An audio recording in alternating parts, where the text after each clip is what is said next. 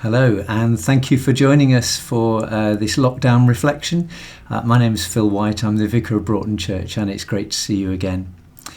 I wanted to just focus for just a very short time, a few minutes, on the whole concept of thankfulness. And there's a verse that I love from Philippians, from a New Testament letter to the Philippians, chapter 4, verse 6. Where Paul says, "Do not be anxious about anything, but in everything, by prayer and petition, with thanksgiving, present your requests to God." With prayer and petition and with thanksgiving.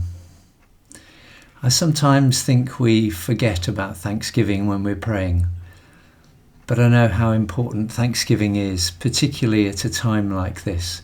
Last year, a strange thing to mention really, but I had a phone conversation with one of our children, and they rang us to say that they were really concerned about us, that they noticed we'd been very snappy and we'd been very negative and we just weren't our usual selves. And one of my children who was on the phone, they said, "We're really concerned, Mum and Dad, we're really worried for you." And my reaction, we were quite shocked at first, but our reaction was, I phoned them and I said, "Thank you so much for taking the risk of saying that to us, of actually being so concerned. Thank you so much." One of the things that we've been amazed at when we have our fortnightly Zoom calls with some of the more mature members of our congregation who are perhaps a little bit more isolated because they don't have the internet.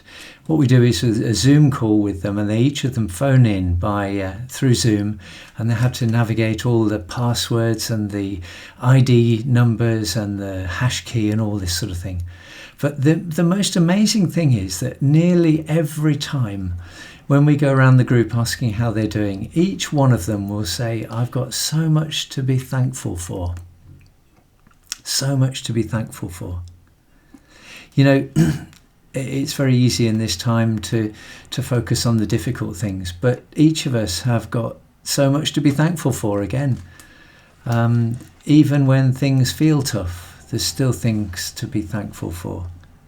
And I remember later on in that passage in Philippians chapter 4, towards the end, verse 8, Paul says, "Finally, brothers and sisters, whatever is true, whatever is noble, whatever is right, whatever is pure, whatever is lovely, whatever is admirable, if anything is excellent or praiseworthy, think about such things."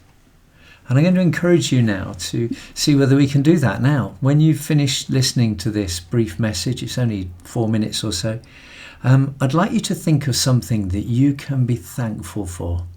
And I'd just like you to dwell on it. Spend the next 5-10 minutes, if you can, just thinking about that thing and being thankful for it. I hope you appreciate these lockdown reflections. We're putting them out each week just to help you. So please do subscribe to the Broughton Church channel on YouTube. Get your friends and neighbours and family to subscribe as well. It really helps. And I hope to see you soon. Thank you. Goodbye.